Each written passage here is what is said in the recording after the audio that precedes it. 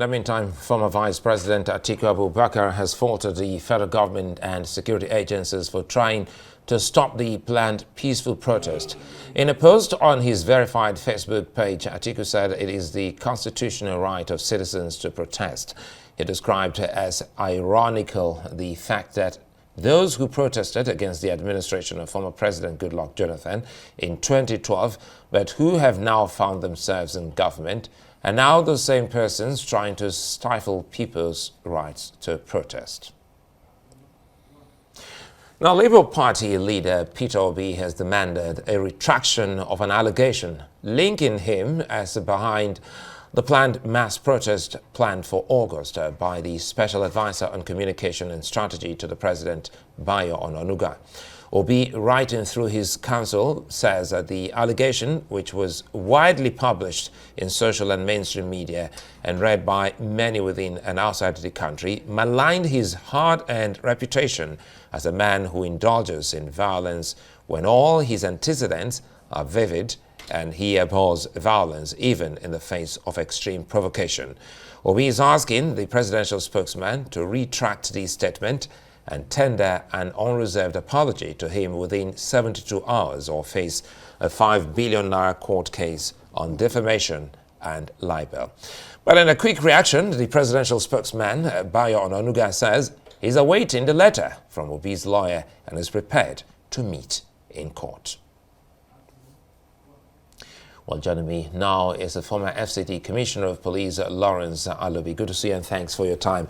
Well, it's a full plate. We have issues that, well, let's first of all talk about the IG's warning or statement where he says, well, it's indicative that some of those who are bringing about this protest, number one, those who don't live in Nigeria, and he also made reference to end SARS. Let us in, because you've quelled protests before in your time here at the FCT, to the extent that even with the former Labour leader, you've also, stopped them on their tracks to causing some kind of a commotion here at the FCT. Give us a sense first, as citizens, and you're a lawyer. So good thing that I have a lawyer policeman here with me. So at what point do we draw the line between peaceful protests and protests gone awry? Yeah, thank you very much. Under Section 39 of the Constitution as amended, the citizens have a right to protest, right? And there are some those factors that instigate protests, like bad governance, bad leadership, and so forth. But you have the right to protest. But then Section 45 of the Nigerian Constitution also provides when the rights of the citizens can be violated. If that protest or procession or meeting will violate the defense, they try to the defense, public safety and other, morality, public health, and public order. And then again, if it also violates the rights of other citizens, and it will be a threat to life and property, that right to protest can be violated. And you see, in this country, we always talk about our rights as citizens. We don't talk about obligations. Section 24E of the Constitution provides that every citizen has a constitutional right to assist in emergency maintenance of law and order. Laws are meant to guide our conduct and behavior in the interest of the society. Rossi, in his postulation, social contract, postulated that the citizens have fulfilled some of their rights to enable the state protect them. That is very clear, because life is based on principle of reciprocity. You give when you give and take. The state is there to maintain law and order in whose interest? It's of the citizens. The IG had just won. It's right to have done that. When I was in the service, 2003, during the NSA, during the third term, I stopped at former President Buhari and Atiku in Shadaton for the meeting. I was called that there's going to be a meeting there, a lawful meeting. The Popular Act provides that if you want a public meeting, public assembly or protest, you must apply to the governor for permit.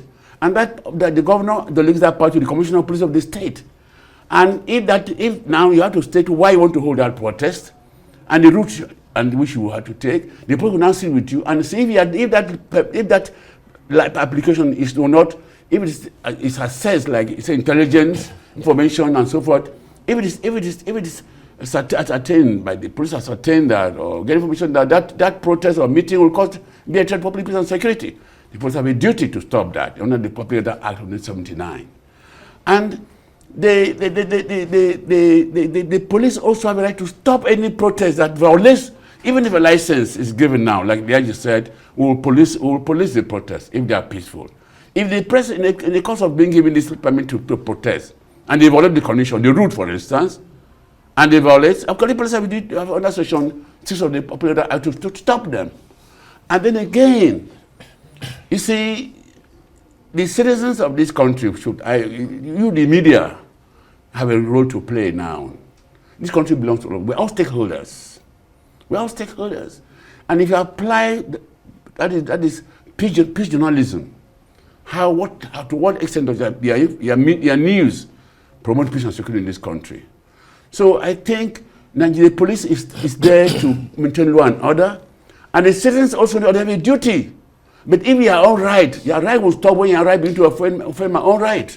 Let me jump in here. In fact, in the first case, that's why we're having this conversation, the media's role in hearing all sides. And again, no one gets on the street to protest against good living.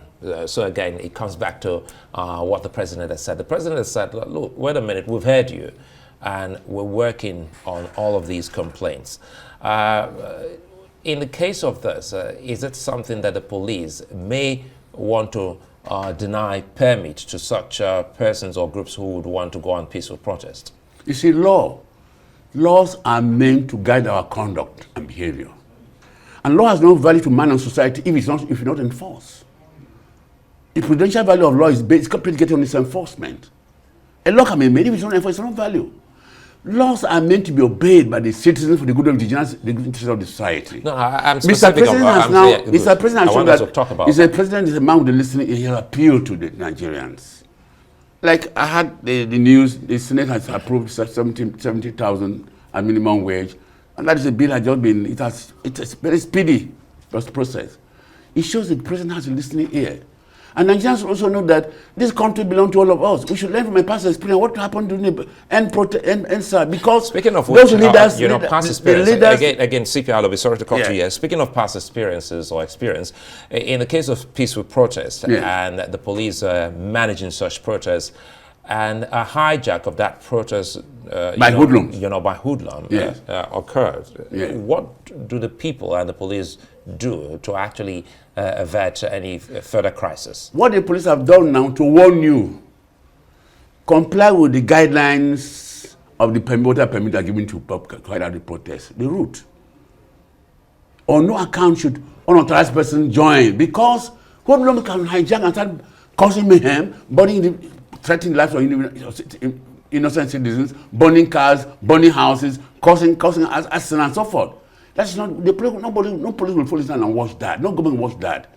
The government is there to ensure. So under Section 14B of the Constitution says, prime purpose of government, security and well-being of the citizens. The government is prepared to provide security for the citizens. The citizens also have a duty.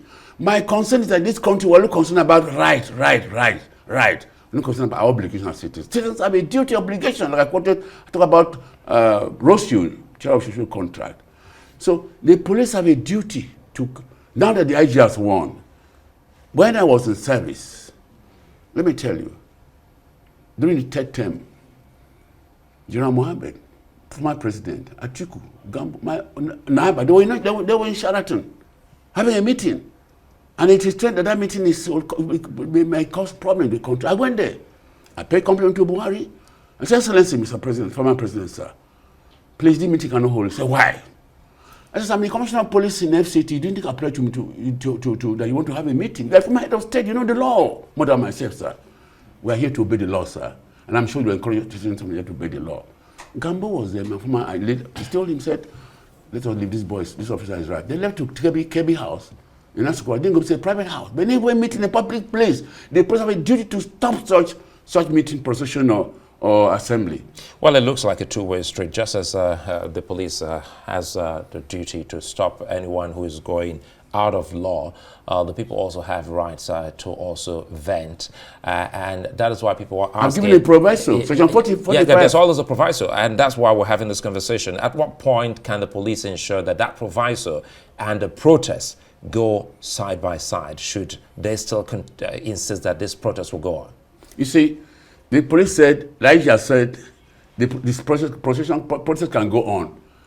But if they are peaceful, during the Miss World protests, police, women, when there was this day carrying news that if Mohammed was like, I remember that. Good. Yes.